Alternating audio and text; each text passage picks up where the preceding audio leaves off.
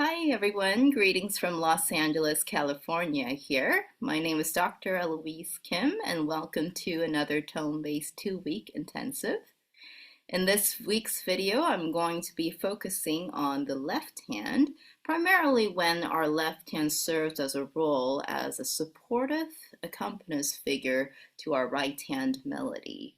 Many of our piano pieces require this technique. Of course, there are pieces where the roles are reversed, where the right hand could serve as the accompanist role to our left hand. But in this video, I'm going to give some practice tips on how we can work on that balancing of our sound, particularly the soft left hand, how to achieve that soft sound without losing the substance and supportive kind of sound world that we want. Because although we want to be silent, we can't have holes in it because left hand has all the harmonies, and without harmony, the music would be so empty. It's the harmony and the rhythm and everything together that makes the beauty of our music. So I look forward to getting started. At the end of this video, I'm going to explain a small assignment that I'm going to give to all of you that you can apply to any of the pieces that you're working on that requires this type of right hand melody and left hand accompaniment figure that you can apply, and you can let me know how it goes in your practice session. All right, let's get started here. I have two examples that I would like to feature today. One is a work by Mozart, and another is a work by Chopin. Both Mozart and Chopin really looked up to singers. Both composers have a lot of lyrical works in their piano works. Mozart wrote a whole bunch of operas and vocal works. Chopin, not so much. He didn't write too much for singers, but he did tell his students that if you really want to be a great pianist, listen to a lot of singers. A lot of his dances, his preludes, his nocturnes, all of them have this really vocal-like figure embellishments, while the left hand most of the time serves as sort of the supportive, like accompanist to the main right hand melody. All right, so let's start with the Mozart. The Mozart piece that I chose today is a fantasy in D minor. Some of you may have heard it or worked on it or may be working on it right now. I'm going to start from the main theme when the Adagio is written. Of course, this beginning starts with sort of this improvisatory, taking us to that fantasy world, and then here's when the theme starts. And in the left hand, I'm going to start with the left hand only, actually. I'm just going to play about 3 measures of that opening. Starts with this pulsing figure.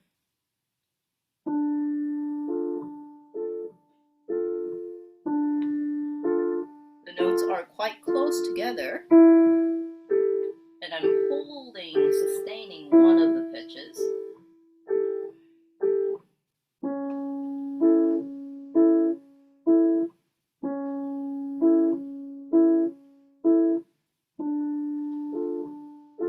So that's kind of the end, and actually starts with a dynamic piano in my edition over here. The right hand is the singer here, though. So the right hand, although there is a piano written, we want to be a little bit more. So here's the right hand theme with it.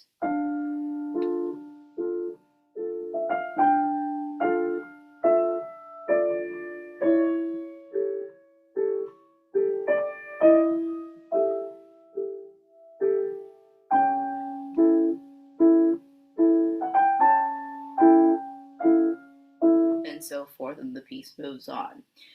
Something I am applying here, I'm going to go back to showing just the left hand alone, is how far we are going from the key. So I call this the speed of the tack.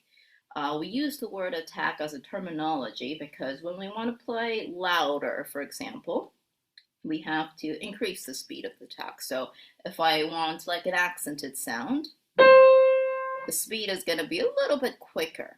I mean, of course, if we want a warmer sound, that's when we apply a bit of more arm movement and so forth. But when we want a soft sound with quality, and I say that because sometimes when they think of soft plating, immediately our body reacts and think we just need to play lighter and less to the keys. But in some ways, it's actually kind of the opposite. We still want to play all the way deep down to the keys, in order to still have that substance. Otherwise, especially if we have longer left-hand fingers, we're going to run into some holes. But I want to stay very close to the keys here.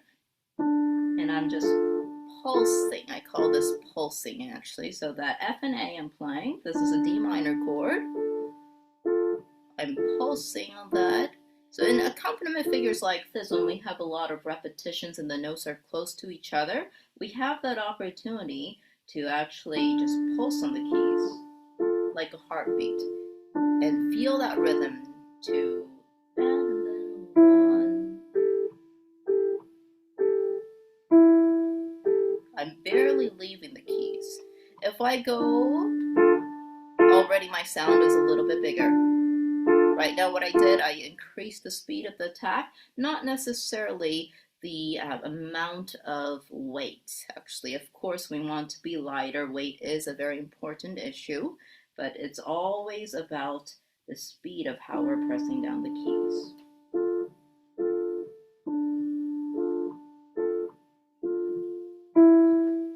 And I would practice like this over and over again until I find that right touch.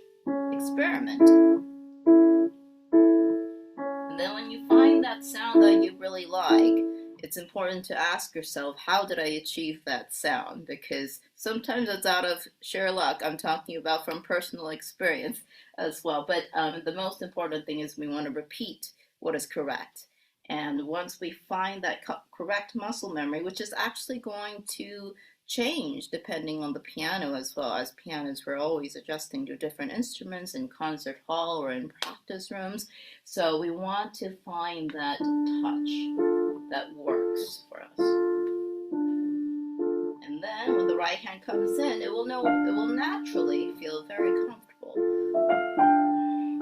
My left hand is just remembering how I applied that touch. And so forth. Now, the second example I'm going to show you is just a few measures, the opening measures of the Chopin Nocturne in B flat minor. This is the Opus 9, number 1. And it has a similar type of singing right hand melodic line, with the left hand being a supportive figure, but at the same time, the left hand can't be completely lost. It needs to be less, but it still needs to act as a supportive role. This left hand is a little bit different. I'm going to show the left hand alone here because it has wider intervals. It's not like the Mozart where all the notes are close together. This one has widerness.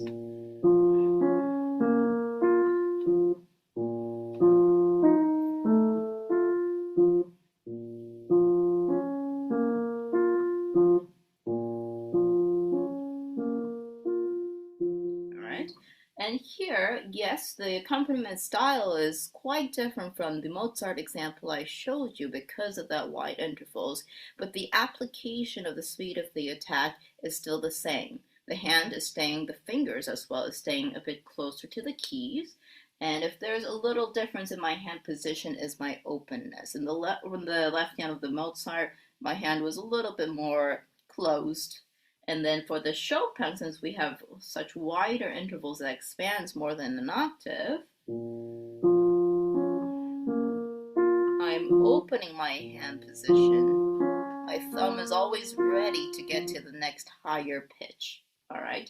I actually call this the spider crawl because it, I mean, you may disagree, but it just makes me imagine like a spider crawling up a wall. When they do that, actually, their legs are just staying on the wall. They're physically closed. They're never going like this when they crawl up the wall, at least the spiders I've seen. So they're expanding, but also they're staying very close to the key. So it's almost like a spider crawl with our left hand here. And I'm applying that same speed of attack. I'm trying to keep everything as even as possible, which is actually quite a challenge to do. And then if I apply the right hand and the pedal,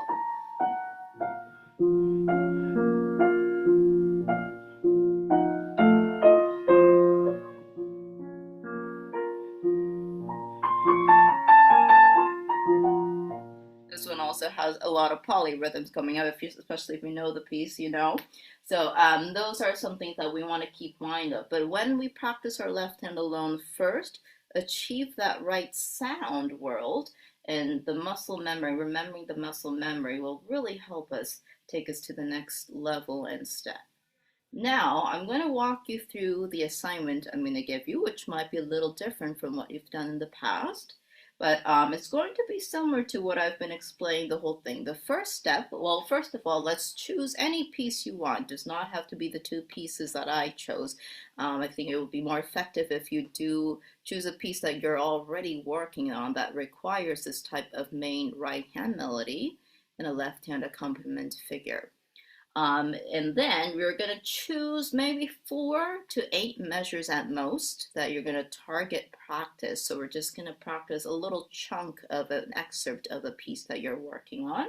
And these are the steps that you're going to take, all right? I'm going to give an example with the Mozart. Let's go back to the Mozart here. Step 1, we're going to practice that left hand alone. The right hand's going to take a rest for now.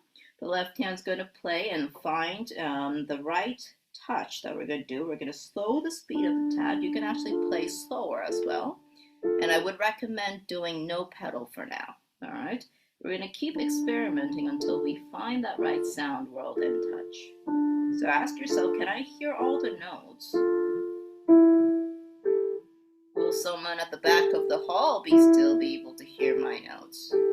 So it still has to be a little present, but supportive.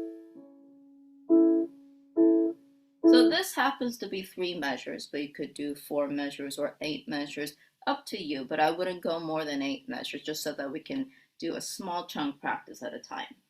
And then what we're going to do is after we find that sound world, here comes step 2. I'm going to have the right hand join in, but it's not going to physically play. I call this the shadow technique. So here it goes. It actually makes it harder to do. It's always a challenge for myself as well. And see if you can still balance that left hand.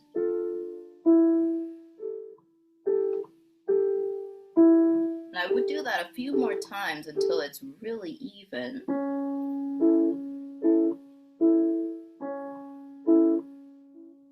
Yeah, already it's a little difficult for myself as well. So it's a bit of a challenge there. So we would repeat that process until it feels much more comfortable, even with that shadow technique.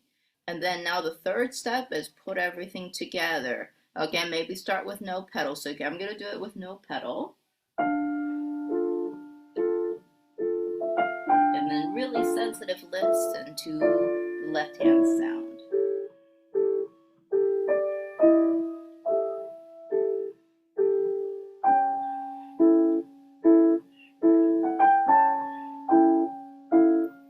And you're going to already kind of feel, actually, after that repetitive process, that you can have a little better control of that left hand. Okay, just so that you have another reference, I'm going to show the same steps with the Chopin nocturne that I showed. So here comes step 1. I'm going to do left hand alone. I'm just going to feature maybe 2 measures right now, actually. Again, this is wider intervals, so it requires my hand to be really open.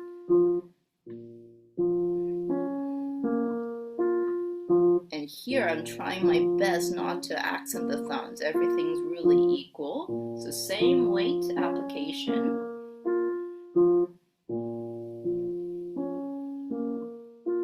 Alright, same weight, and also the speed of how I'm pressing the keys is something that I want to be mindful of. Now this one's actually trickier to do than the Mozart in my perspective. Now I'm going to shadow the right hand. This piece opens with the right hand, so the right hand's going to shadow. If you're a good singer, you can actually sing the right hand melody line, which is a great practice. I'm not a good singer, so I'm not going to do that in the video, but I would do that in my own practice session. It's very helpful, actually. So think of the melody line, the right hand's shadowing, and then my left hand's going to play. Yeah, already a little bit trickier.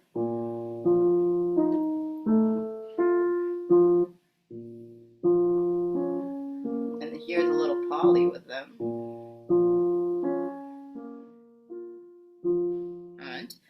Now, after I repeat that process, this second step is probably going to take some time because you want to challenge yourself. Can I still maintain that left hand balancing while the right hand's shadowing? So the right hand's not even physically playing, but it's sort of like still activating the muscle memory of the notes that way. And then now I'm going to put everything together. Here's the final step. My left hand's going to do the same weight.